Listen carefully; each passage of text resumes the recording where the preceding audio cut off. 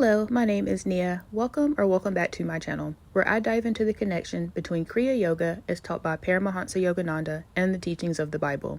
If you're already a follower of Yogananda or would like to learn more, be sure to like and subscribe so we can explore these deep topics together. In today's video, I'm talking about the guru-disciple relationship between John the Baptist and Jesus. First, let's start with the word guru. What does it mean? It's a word that's sometimes thrown around to refer to experts or teachers in general. It is a Sanskrit word with the syllable gu meaning ignorance and ru meaning dispeller. Together, the word essentially means a dispeller of ignorance or darkness, ignorance of our true spiritual nature. In other words, one who shows the way. Merriam-Webster Dictionary defines guru as a spiritual teacher, and it goes on to state, gurus prescribe spiritual disciplines to their devotees, who follow their dictates in a tradition of servants and obedience.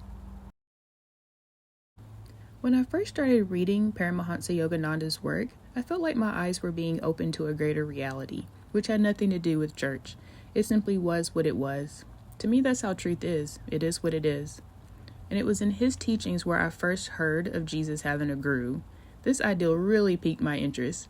I didn't grow up in church as I mentioned in my last video, but I'd heard bits about Jesus. But I most definitely didn't hear anything about his having a guru. Just because I didn't hear about it back then doesn't mean it's not true. Going back to the meaning of guru, a spiritual teacher who gives discipline and initiation, with the discipline part, there's lots of speculation about Jesus' lost years. A number of books actually claim he was in India learning from the masters there. And one of Yogananda's works, called The Second Coming of Christ, which is a commentary on the teachings of Jesus, is one of those books that said so. In Discourse 2, specifically, Yoganandaji speaks of Jesus' previous incarnation as Elisha, written about in the Old Testament, and having Elijah as his teacher or guru. I won't get into that part today, but the initiation part, we already know from the Bible that Jesus was initiated or baptized by John. In Matthew 3:13 through 15, it says, Then cometh Jesus from Galilee to Jordan unto John, to be baptized of him. But John forbade him, saying, I have need to be baptized of thee, and comest thou to me? And Jesus answering said unto him, Suffer it be so now, for thus it becometh us to fulfill all righteousness. And he was baptized. Yogananda explains this interaction in Discourse 6, again in Second Coming. Jesus came on earth as a world savior, a role of higher degree than that of John the Baptist, yet he acknowledged John as his guru of former incarnations, the agent first sent by God to enter with him into this covenant of divinely ordained friendship. This is why Jesus said, Suffer it to be so now, for thus it becometh us to fulfill all righteousness. Though John and Jesus both knew that Jesus was far beyond the need for this outer ritual, they were quite sincerely enacting the necessary formalities and setting the right example for the world.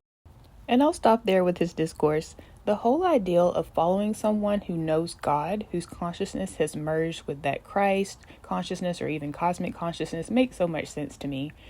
And you can tell their lives truly reflect God. That's what drew me to Yogananda. I had the pleasure of meeting one of his direct disciples a few years ago. She's passed on now. But to hear her talk of her life with him, she actually became a nun and she joined the monastic order of Self-Realization Fellowship.